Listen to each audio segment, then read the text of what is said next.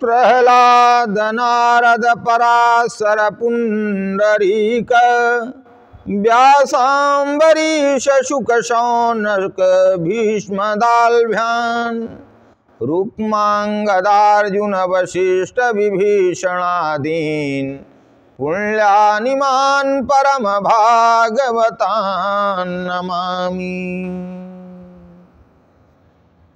नारायणं नमस्कृत्य नरं चैव नरोत्तमं देवीं सरस्वतीं व्यास ततो जयमुदीरयेत्।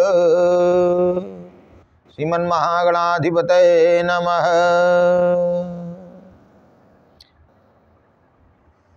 इस वर्ष होलिका दहन का समय क्या रहेगा? तो 13 मार्च 2025 को होलिका दहन का शुभ दिन है। तो 13 मार्च 2025 को पिछले वर्ष की तरह इस साल भी होलिका दहन के समय में संशय विद्यमान है, क्योंकि कहा गया है कि भद्रायाम द्वैना कर्तव्य श्रावणी फाल्गुनी तथा।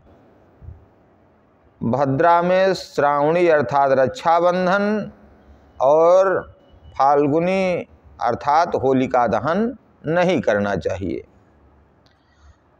तो कब करना चाहिए? तो कहा गया है प्रदोष व्यापिनी फाल्गुन पूर्णिमा के दिन भद्रा रहित काल में होलिका दहन किया जाता है। लिखा है सा प्रदोष व्यापिनी भद्रा रहित ग्राह्या, धर्म सिंधु के अनुसार।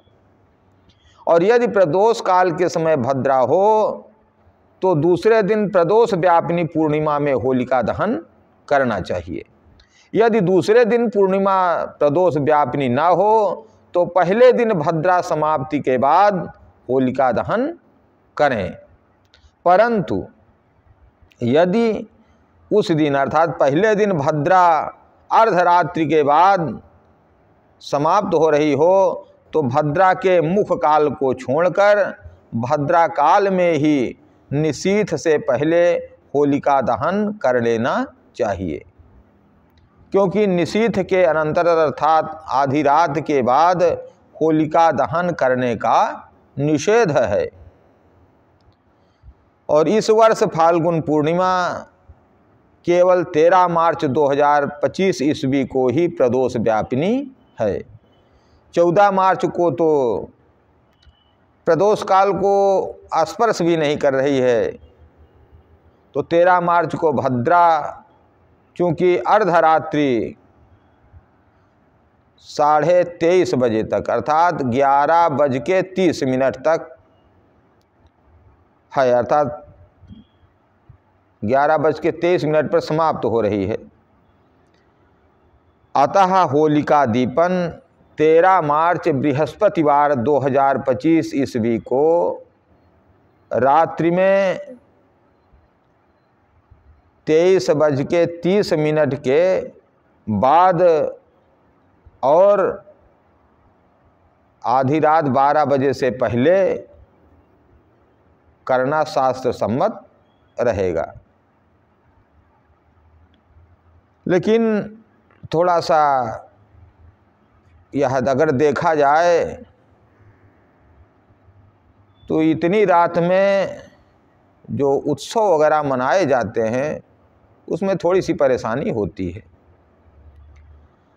तो क्या इसका और कुछ उपाय है? तो कहा गया है कि चूंकि इस दिन 13 मार्च 2025 को भद्रा मुख काल 8:18 से 22:27 तक रहेगा। मतलब सायंकाल 8:18 से 10:27 तक रहेगा। तथा भद्रा पुक्ष काल 7 बजे से अर्थात 19 बजे से 20:18 तक रहेगा। तो इसलिए आवश्यक परिस्थितिवश भद्रा मुख काल को त्याग कर भद्रा पुक्ष काल में होलिका दहन किया जा सकता है। तो भद्रा मुख का परित्याग करके और भद्रा पुक्ष काल में, प्रदोष काल में होलिका दहन कर लेनी चाहिए। हाँ, अगर आप को कोई दिक्कत नहीं हो रही है, आप सब कुछ अच्छी तरीके से कर सकते हैं, तो आप 23:31 के बाद 23 मतलब 11:30 बजे रात के बाद आप होलिका दहन कर सकते हैं। लेकिन चूंकि यह थोड़ा सा समय इतनी आधी रात को हो रहा है, इसलिए अगर आप पुक्ष काल में भी जो विधान दिया गया, अगर आप पुक्ष काल में होलिका दहन करते हैं तब भी कोई दिक्कत नहीं होगी। तो हमारी तो सलाह रहेगी कि आप 13 तारीख को प्रदोष काल में 7 से 8 के बीच में होलिका दहन करिए, यह सर्वश्रेष्ठ रहेगा। हर तरह से हमें मिला करके चलना चाहिए, क्योंकि समय के साथ कुछ परिभाषाएं भी बदलनी पड़ती हैं। तो हमें भद्रा के मुख काल को त्याग करके भद्रा के पुक्ष काल को ग्रहण करना चाहिए, और जो कि 7 बजे रात में, सायंकाल में, अर्थात 19 बजे से 20:15 तक, 18 मिनट तक लगभग रहेगा। तो इसी समय को अपनाइए, हम भी इसी को अपनाएंगे, आप भी अपनाइए। और अगर आप कुछ और कहना चाहते हैं तो आप कमेंट में अपनी बात को रख सकते हैं। हमें आपके सुझाव का इंतज़ार रहेगा, आपके सुझाव का स्वागत है।